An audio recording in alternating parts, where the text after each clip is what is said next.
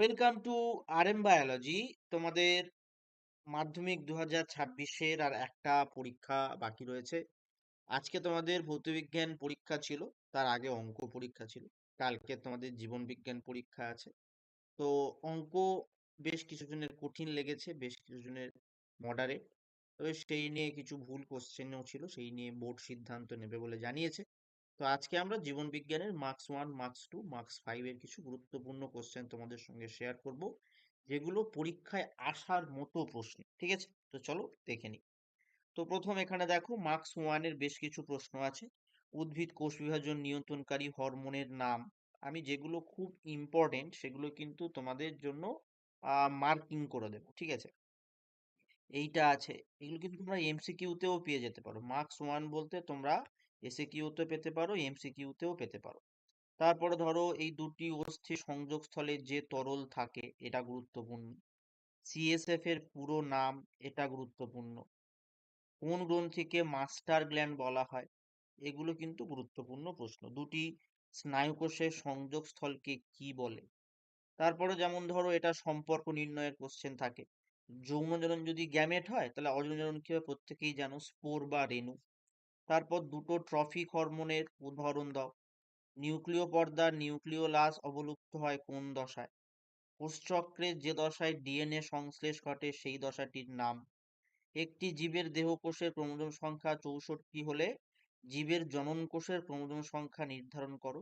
এটা কিন্তু বেশ গুরুত্বপূর্ণ প্রশ্ন। একটা এখানে শুধু তোমরা নাম্বারটা চেঞ্জ পেতে পারো, কিন্তু এটা বেশ গুরুত্বপূর্ণ প্রশ্ন।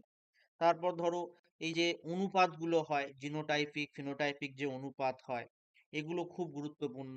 তারপরে তোমার যে বর্ণান্ধতা, তারপরে তোমার থ্যালাসেমিয়া, এইগুলো যে রোগগুলো আছে, তাদের বাবা মার হলে বা বাবা মা মতো যে কোনো একজন বর্ণান্ধ, যে কোনো একজন বাহক, এরকম ব্যাপার হলে সে জাতীয় যে ম্যাথগুলো আসে এমসিকিউতে, সেগুলো তোমরা পেতে পারো।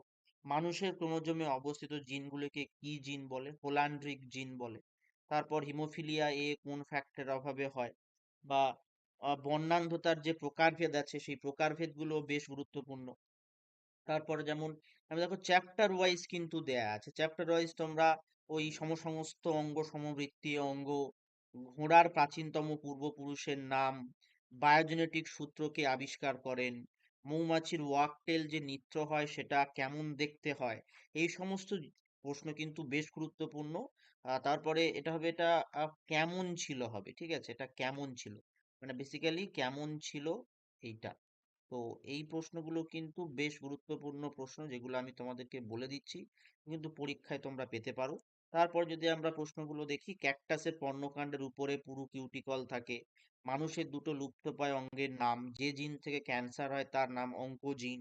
ভারতে মোট কতগুলো হটস্পট আছে, জেএফএম এর পুরো নাম, পিবিআর এর পুরো নাম, এগুলো কিন্তু গুরুত্বপূর্ণ। যদি আমরা মার্কস 2 তে চলে আসি, মার্কস 2 তে এই গমনের যে কোনো তিনটি উদ্দেশ্য এবছরের জন্য বেশ গুরুত্বপূর্ণ। দিনেত্র দৃষ্টি কাকে বলে, থাইরক্সিনের দুটি কাজ, গঠনগত কার্যগত ভিত্তিতে অ্যাকসন ও ডেনড্রনের পার্থক্য, বেশ বেশ গুরুত্বপূর্ণ হতে চলেছে। তারপর উপযোজন, অত্যন্ত গুরুত্বপূর্ণ একটা প্রশ্ন। স্নায়ুতন্ত্রের তিনটে বৈশিষ্ট্য, অযৌন জনন, যৌন জননের পার্থক্য, মাইক্রোপ্রোপাগেশন কাকে বলে, নিষেক অথবা দিনিষেকের যে কোশ্চেনটা, থ্যালাসেমিয়া রোগের কারণ উল্লেখ করো। তারপর হচ্ছে তোমার মানুষের লিঙ্গ নির্ধারণে পিতার ভূমিকা গুরুত্বপূর্ণ কেন, মিন্ডেল কি কারণে মটর গাছকে নির্বাচন করেছিল, অ্যালগাল ব্লুমের সাথে সাথে তোমরা ইউট্রোফিকেশন এটাও করে রাখবে।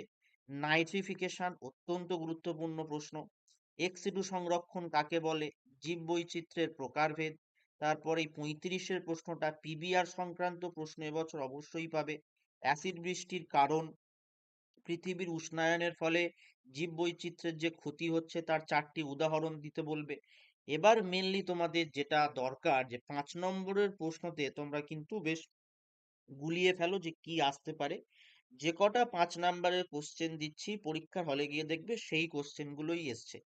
আদর্শ নিউরনের পরিষ্কার চিত্র, এটা তো অত্যন্ত গুরুত্বপূর্ণ। এই অংশগুলো খুব গুরুত্বপূর্ণ, যেমন অ্যাক্সন, ডেনড্রন, মায়ালিন আবরণ, এই যে অংশগুলো দেয়া আছে, সোয়ান কোষ, অ্যাক্সন, হিলক, নিউরোপ্লাজম, র্যানভিয়ারের পর্ব।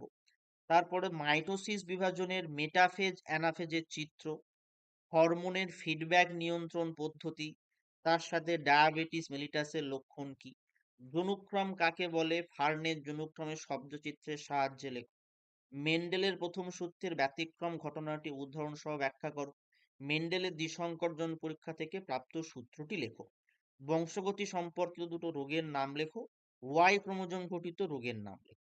মৎস্য, উভচর, সরীসৃপ, পাখি ও স্তন্যপায়ীর হৃৎপিণ্ডের গঠনের তুলনামূলক আলোচনা করে অভিব্যক্তি সপক্ষে কি ধারণা পাওয়া যায়? বেশ বেশ গুরুত্বপূর্ণ প্রশ্ন কিন্তু এই 7 নম্বর প্রশ্ন। 3 নম্বর প্রশ্ন কিন্তু বেশ গুরুত্বপূর্ণ। এই 7টার মধ্যে এই 3টে কিন্তু অত্যন্ত গুরুত্বপূর্ণ প্রশ্ন। তারপরে এই যে আচরণগত অভিযোজন, নাইট্রোজেন চক্র, এই দুটো প্রশ্ন কিন্তু বেশ গুরুত্বপূর্ণ। তারপর 11 নম্বর প্রশ্নটা বেশ গুরুত্বপূর্ণ প্রশ্ন। ব্রঙ্কাইটিস ফুসফুসের ক্যান্সারের সাথে কর্মস্থলের প্রকৃতির সম্পর্ক স্থাপন করো, প্রাকৃতিক সম্পদের হ্রাসে আগামী দিনে কি কি সমস্যা হতে পারে তা অনুসন্ধান করো। এগুলো বেশ বেশ গুরুত্বপূর্ণ প্রশ্ন।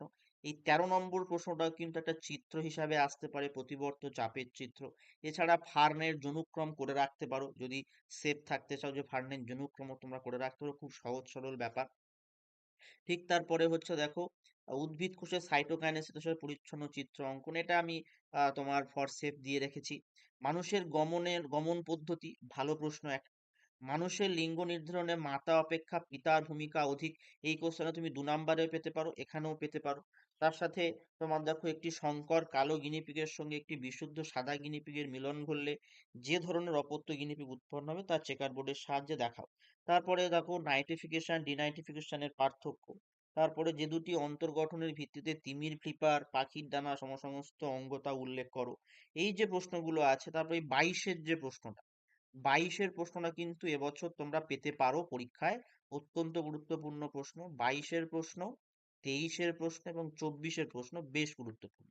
মোটামুটি এই প্রশ্নগুলো কিন্তু আমি যেগুলো বললাম সেগুলো অত্যন্ত গুরুত্বপূর্ণ প্রশ্ন। আশা করি এগুলো মোটামুটি তোমাদের সবই করা রয়েছে। তো কালকের পরীক্ষার জন্য সবাইকে বেস্ট অফ লাক, সবাই খুব ঠান্ডা মাথায় ভালো করে পরীক্ষা দিও এবং এই প্রশ্নগুলো একবার কিন্তু চোখ বুলিয়ে দিও। চলো, টাটা।